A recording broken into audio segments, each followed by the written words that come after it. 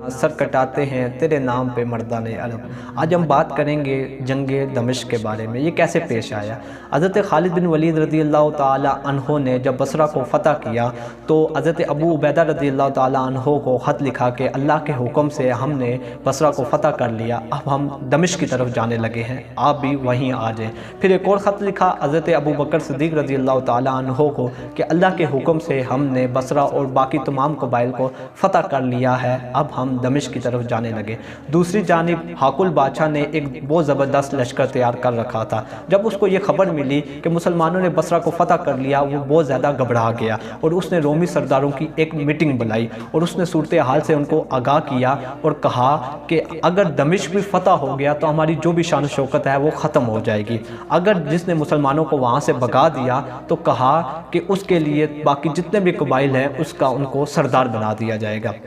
वहाँ पर एक कलूस नामी शख्स है जिसने कहा कि इत्मीनान दिलाया हाकुल बादशाह को कि मैं मुसलमानों को भगा दूंगा और फ़तह कर लूँगा।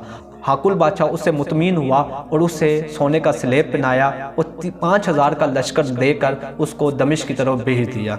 जब कलूस नामी रूमी सरदार दमिश्क की तरफ जाने लगा तो रास्ते में उसमें कई रूमी बस्तियां और शहर आए, तो वो वहाँ के लोगों को इत्मीनान दिलाता कि मुसलमानों को मैं भगा दूंगा, अब फ़तह हमारी है।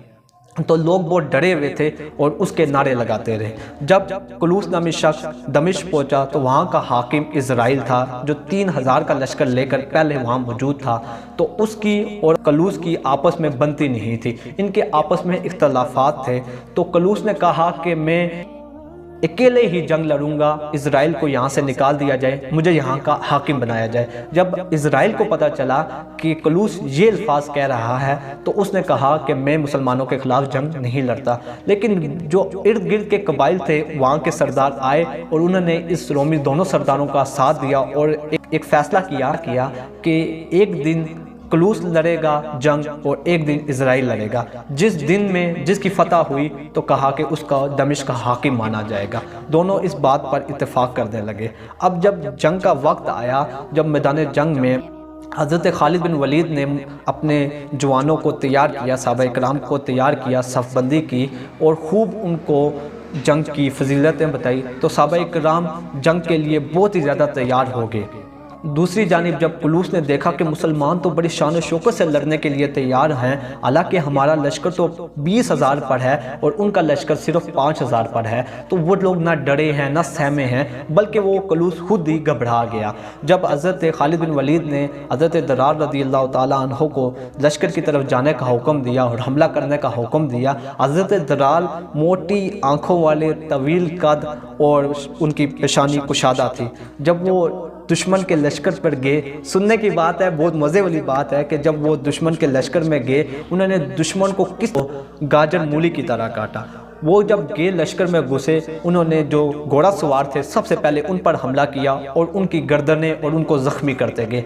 जो आम फौजी पैदल चल रहे थे उनके लश्कर के, फिर उन पर हमला किया। लिखने वाले ने लिखा कि कुछ ही वारों पर उन्होंने 6 से 7 गर्दनें उड़ा कर रख ली। फिर हज़रत अब्दुर्रहमान को हुक्म हुआ, हज़रत खालिद बिन वलीद ने हज़रत अब्दुर्रहमान को हुक्म दिया कि अब तुम भी जाओ। तो वो गए, उन्होंने भी शान और शौकत के साथ हज़रत दरार का साथ दिया। फिर हज़रत खालिद बिन वलीद खुद गए और पूरे दमिश्क के मैदान में अपने घोड़े को घुमाते और अपनी शमशीर को लहराते और पुकारते, कोई है मेरे मुकाबले के लिए तो आए, कोई है मेरे मुकाबले के लिए तो आए। लेकिन तमाम रोमी लश्कर घबरा कर, डरे हुए और सहमे हुए वहीं के वहीं खड़े रहे।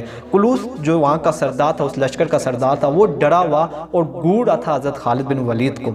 जब हज़रत खालिद बिन वलीद को महसूस हुआ कि यही कलूस है जो इनका सरदार है, तो उन्होंने हज़रत खालिद ने उन पर हमला किया, लेकिन वो दुम दबाकर लश्कर में गायब हो गया। फिर हज़रत खालिद बिन वलीद ने अपनी जान की परवाह किए बगैर लश्कर पर हमला कर दिया। जब उन्होंने लश्कर पर हमला किया तो वहाँ पर लिखने वाले ने लिखा कि कहीं गर्दनें और कहीं उनके फौजियों को ज़ख्मी कर दिया और कईयों की गर्दनें उड़ा कर रख ली। लेकिन अफसोस कि जो कलूस था वो गायब हो गया। फिर हज़रत खालिद बिन वलीद اپنے میدان پہ آئے اور اپنی شمشیر کو لہراتے اور گھوڑے کو گھماتے ہوئے یہی پکار رہے تھے، ہے کوئی میرے مقابلے میں تو آ جائے۔ یوٹیوب چینل میں یوتھ گروتھ کو سبسکرائب کریں اور ہمارے فیس بک پیج یوتھ گروتھ کو لائک کریں۔ انشاءاللہ واقعات اور انشاءاللہ جتنی بھی صحابہ کرام کی زندگی سے ہمیں سبق ملتا ہے انشاءاللہ یہاں پر وہ ڈسکس کیا جائے گا، آپ کو بیان کیا جائے گا۔